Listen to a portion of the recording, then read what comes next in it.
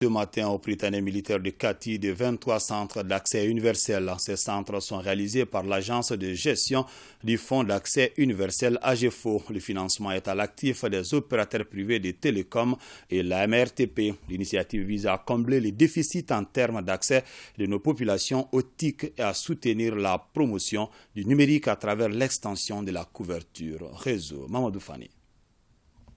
La réduction de la fracture numérique est l'un des objectifs stratégiques assignés à l'AGEFO par les autorités de la transition.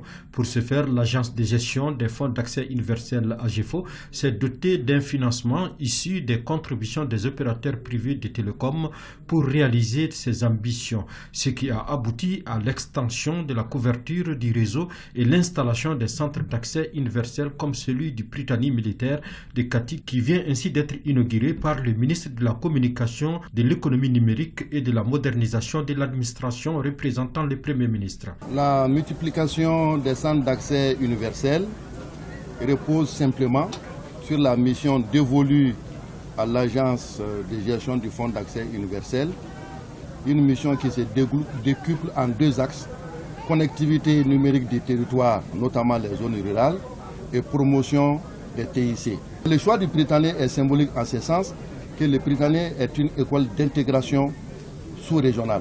Qui dit intégration des territoires parle aussi d'intégration numérique.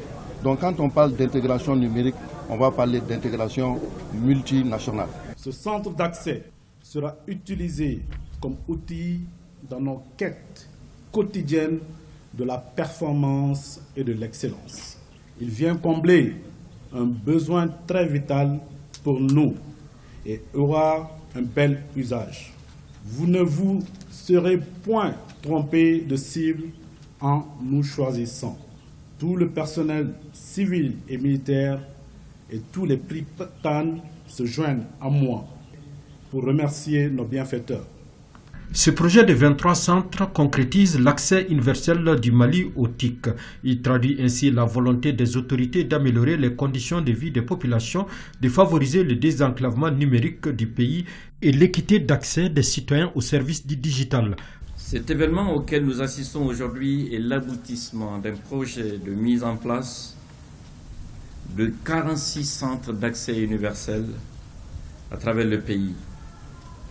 Cela a été possible grâce au concours de l'Agence de gestion du Fonds d'accès universel, avec l'appui, il faut le dire, régulier de l'AMRTP. C'est dire que la transformation numérique du territoire national, à travers la couverture téléphonique des zones rurales et la réalisation des services haut débit nécessite une synergie d'action des parties prenantes nationales afin de réduire progressivement le fossé numérique entre les zones urbaines et les zones rurales. Cette dynamique enclenchée se poursuivra inlassablement.